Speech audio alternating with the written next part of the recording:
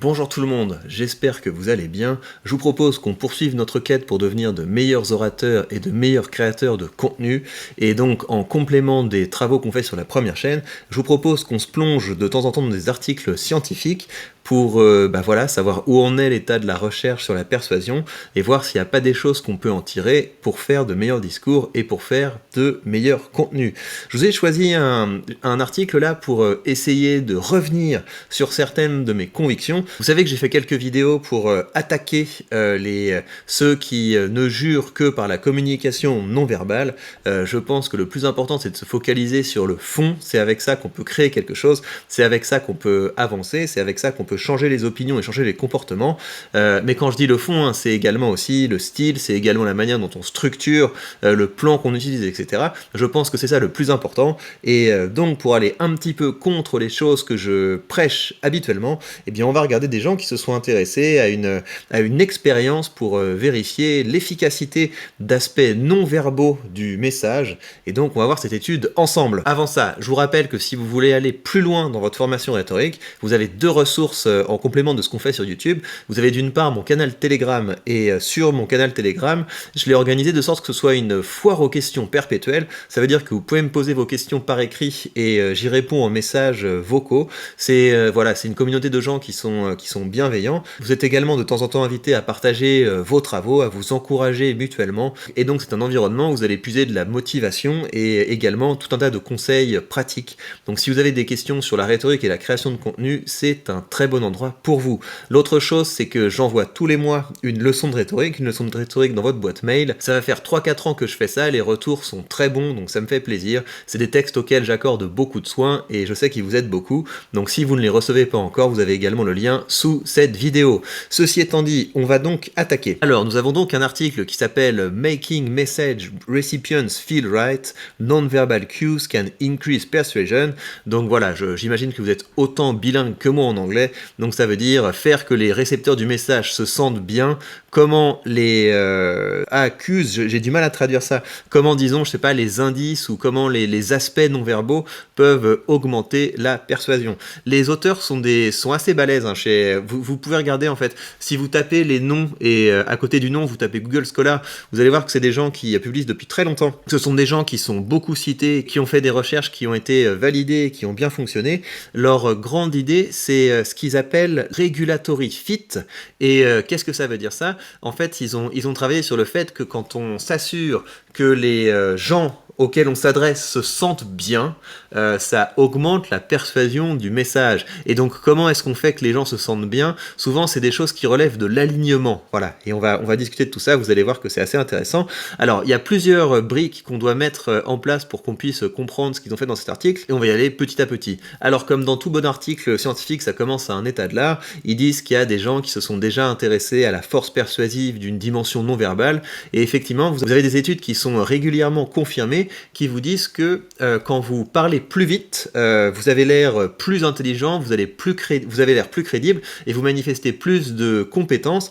Et donc quand on joue sur la vitesse de délivrement d'un message, vous avez des effets significatifs sur le fait que les gens vont se dire oui, je le crois, il est crédible. Donc ça c'est vraiment quelque chose qui est non verbal, dans le sens où c'est pas le contenu du message qui joue, c'est vraiment la manière dont il est délivré.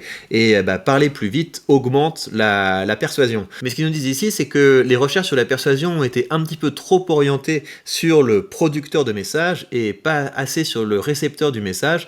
Et en fait, si en général cette idée fonctionne, ça va aussi dépendre de la personnalité des personnes qui reçoivent le message.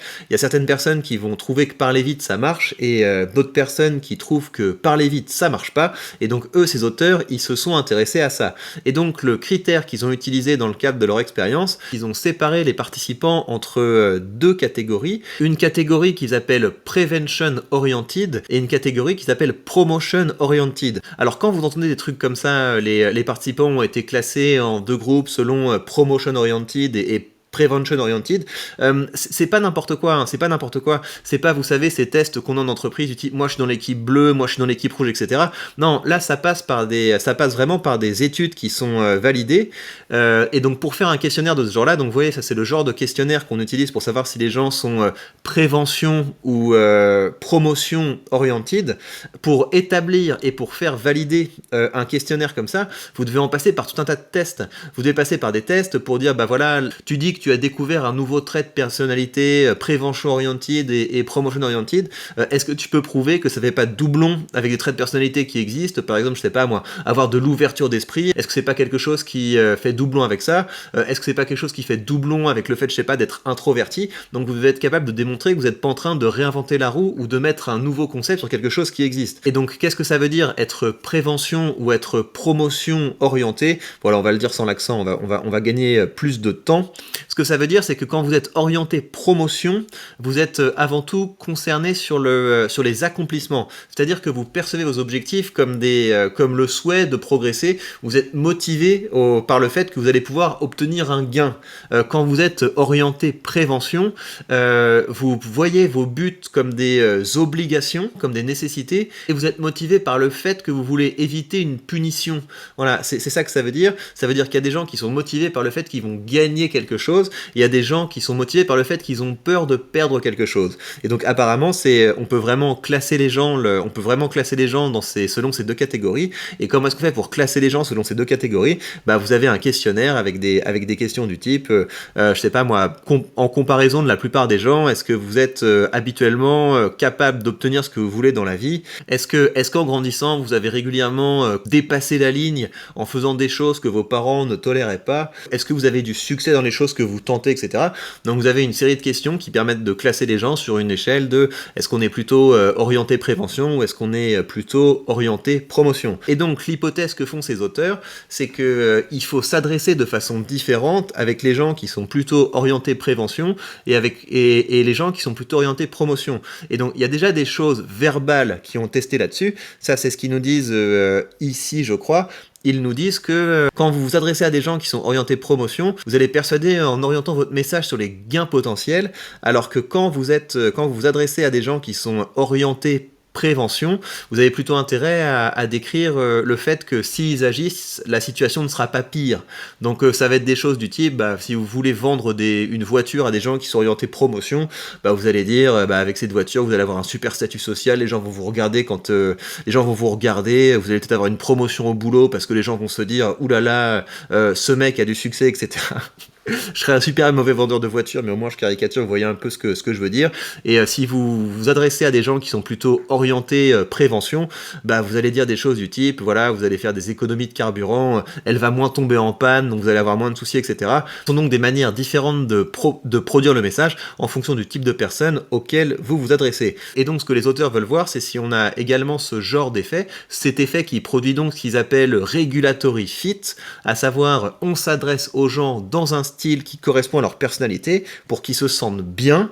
Et la question c'est, est-ce que ça marche non seulement au niveau de la manière dont on organise le discours, est-ce que ça marche également au niveau de la dimension non verbale? Et donc c'est pour ça qu'ils ont fait d'abord une première recherche pour voir ce que ça voulait dire d'avoir un langage non verbal qui était aligné avec les gens qui sont plutôt orientés promotion. Qu'est-ce que ça voulait dire d'avoir un langage non verbal qui était aligné avec les gens qui sont plutôt orientés prévention? Donc ils ont fait une première étude en faisant deux versions d'un même discours. Un où ils ont fait des gestes engageants comme ça, allez-y, on y va, etc.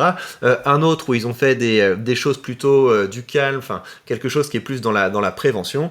Ils ont d'abord testé deux versions d'un même discours et ensuite ils ont fait une expérience qu'on va décrire maintenant. Alors là ils vous mettent des petites images pour que vous voyez les différences entre les deux vidéos.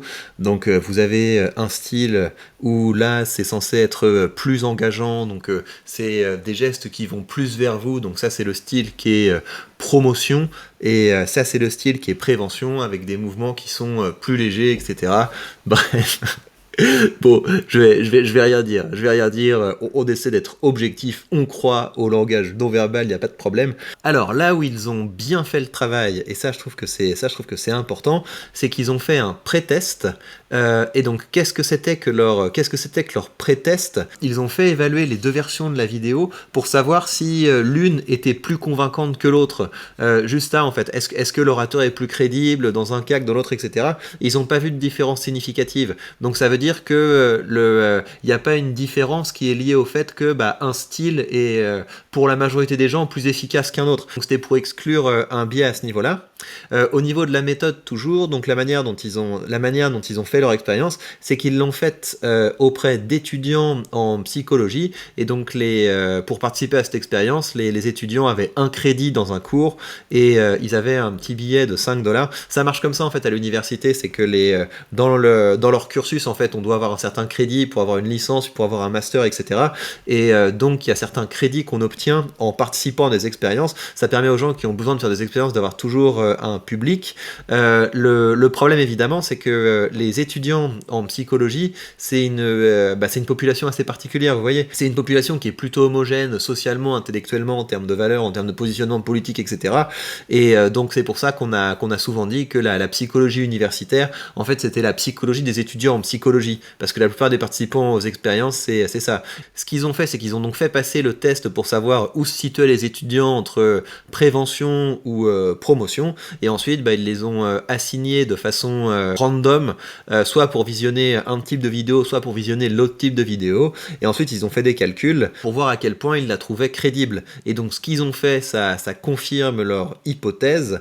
Vous avez les gens qui sont plutôt prévention, qui ont été plus persuadés par la vidéo avec les gestes consciencieux, calmes, apaisants, et les gens qui sont plutôt orientés promotion, eux ont été plutôt séduits, plutôt persuadés par la vidéo avec un langage corporel plus engageant. Et ils ont également vu que les gens qui avaient un style qui était aligné avec leur personnalité prenaient également plus de plaisir. Voilà, ils voulaient également tester ça. Est-ce que leur regulatory focus theory fonctionne? Voilà, donc c'est une étude qui est assez intéressante. Ce que vous pouvez en tirer, c'est que s'adapter au style de votre public, c'est quelque chose qui va fonctionner, c'est quelque chose qui va rendre votre message plus persuasif. Au moins, la grosse limite de leur étude, c'est la manière dont ils définissent la persuasion. Donc ce qu'ils ont fait, c'est que la vidéo qu'ils montraient, c'était une vidéo où quelqu'un qui apparaissait comme un professeur d'école faisait un plaidoyer pour un nouveau programme de soutien scolaire pour les enfants après l'école, etc. La manière dont on évaluait si c'était persuasif, c'était à quel point les étudiants seraient prêts à voter pour soutenir ce projet. Donc la première chose que je vois, c'est que l'ensemble des gens sont favorables, quoi. On n'a pas une courbe qui va de non, je trouve ça complètement nul à oui, c'est vachement bien. Et donc ça, pour moi, c'est assez typique du fait que les gens s'en foutent, en fait. Les gens s'en foutent, c'est oui, t'es gentil, ça a l'air cool, etc. C'est pas quelque chose qui les engage, parce qu'il y a aucun enjeu, en fait. Il y a aucun enjeu, et ils ont confondu le fait d'être convaincu et le fait d'être persuadé. Voilà, le fait que quelqu'un dise oui, ce programme a l'air cool, c'est une chose, mais si on lui dise d'accord, donc ça veut dire que si tu soutiens ce programme, je sais pas, tu vas donner 1 heure de ton temps par semaine, ou alors tu vas payer pour soutenir le projet ou je sais pas quoi, là c'est autre chose. Et on aurait peut-être des résultats très différents si les gens étaient véritablement engagés. Là, on a confronté des gens à un message dont ils n'avaient pas grand-chose à faire, et donc ça se voit par le fait que finalement ils sont tous favorables. Vous voyez, toutes les réponses sont au-dessus de 5. Tous les gens sont plutôt favorables, en fait. Donc pour moi, c'est la grosse limite de cette étude. Faudrait voir si leur fameuse communication non verbale a un impact, si l'objectif c'est vraiment de pousser les gens à l'action. Et là, je pense quand même que si on ne tape pas au niveau de la motivation, au niveau des gains, au niveau des valeurs, au niveau de la vision du monde, ça va être très difficile de pousser les gens à l'action. Vous avez intérêt à vous focaliser beaucoup plus sur votre verbal que sur la manière dont vous jouez avec vos mains. Voilà, et bien j'espère que ce genre d'article vous intéresse. Si c'est le cas, vous pouvez soutenir l'émission avec un pouce, avec un commentaire, en partageant cette vidéo avec des gens que ça pourrait intéresser. Je vous rappelle encore une fois que vous avez de belles ressources pour progresser en dessous de la vidéo. Abonnez-vous, soutenez-moi, prenez bien soin de vous et à très vite.